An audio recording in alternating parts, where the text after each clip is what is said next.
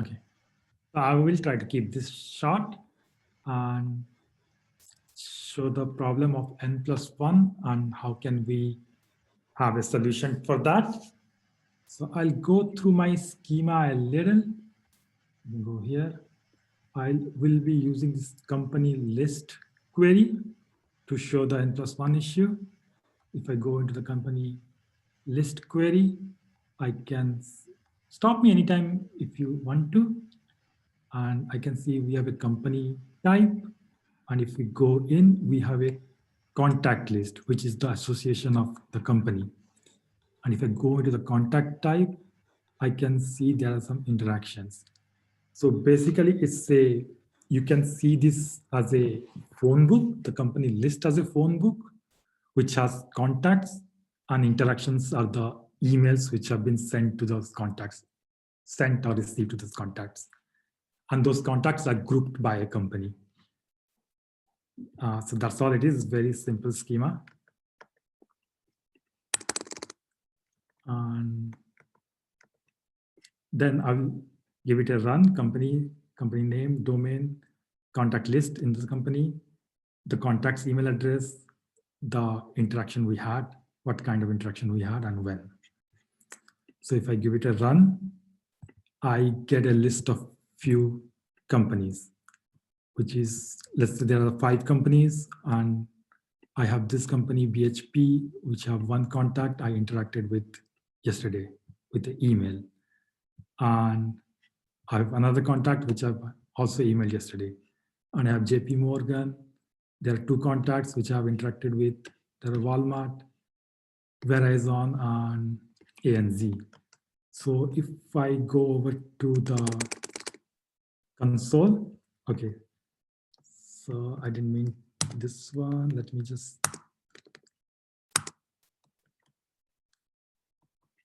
run this again. Sorry, because I had the wrong branch.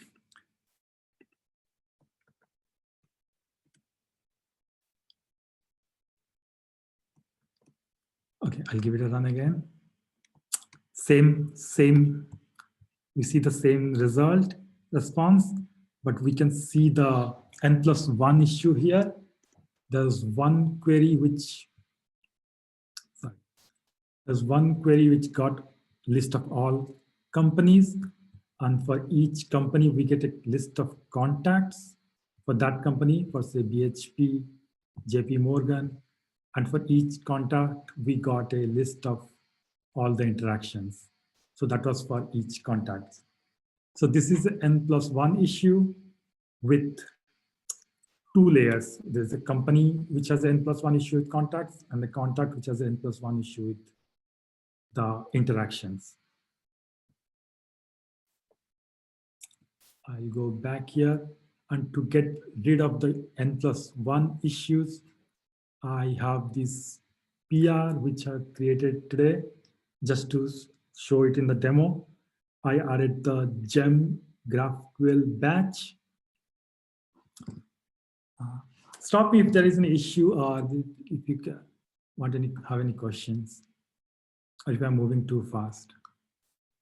Okay, so I have a gem which is GraphQL-batch, and this is all the gem log stuff. And these are my lazy loaders, which we'll come back to. And this enable lazy loading for us. So here is the company type. This is where the gem does 2 things. It batches all my domain for each company. I do not load the list, actually go to the DB to load the list, but I just batch the domain. So this object is the company, and I just batch the company domain.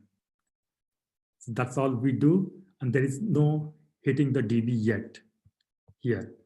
So if we go to the multi-domain contact, this class here, multi-domain contact loader, if I go here, we can see that GraphQL, after it has loaded all the domains, it has batched it, it runs this perform function on this class, same multi-domain contact loader. and it got all the domains which were batched. And what we did, we loaded all the contacts across all domains, across all the companies at one go. That was one query. And then we need to run the fulfill function to say that these are the contacts for these domains, just to map the contacts back to the domains. If that makes sense. And if I go back, I did the same thing for the interactions. So object here is the contact. We'll see how it works. Object here is the contact, and we just loaded the contact emails, which is basically all batched.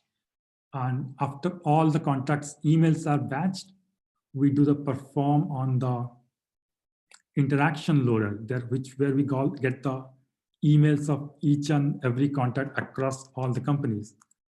And this is an email, which is basically a interaction, list of interaction, and that's the function. That's the table where we keep all our interactions.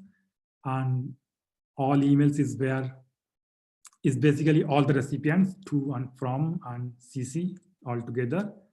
I search for them, the emails which are there. Without worrying too much about that, we get all the interaction across all the contacts in one SQL query. And then we do again the same thing. We map the emails with the interactions list here to let GraphQL know these are the interaction for these emails. And if I go back to I will switch my branch.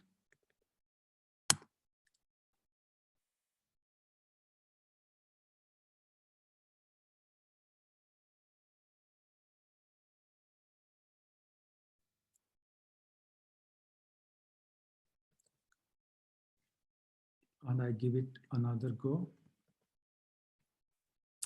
So that's where what happened. Our companies are loaded in one SQL query, and all the contacts across all the companies were also loaded in one SQL query with using the company's domain names. And then for all the contacts, we got one SQL query to get all the interaction in one SQL here, where all the contacts from around across the country companies are there. JP Morgan, BHP, Walmart, Verizon, and we got them in one query. And if I go compare that with the queries up here, which was our master branch without the changes, without the Graphql-batch changes, we have these one query for company, one query each for each company's contacts, and one query for each interactions for each contacts. And compare that, we have only 3 queries for GraphQL using the loaders. We're doing the lazy loading. And well, that's about it. And I have a little bit more.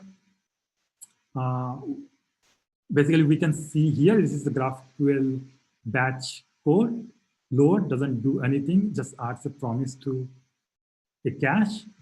And the resolve, GraphQL, when it has all the keys, it calls the resolve and it calls the perform here. And the performs query performs function method is implemented by us, and we can do the batch query. That's about it. I hope, you at least got the, I hope I at least shown how the N+1 queries can happen because of association, and how you can use the GraphQL batch to fix them.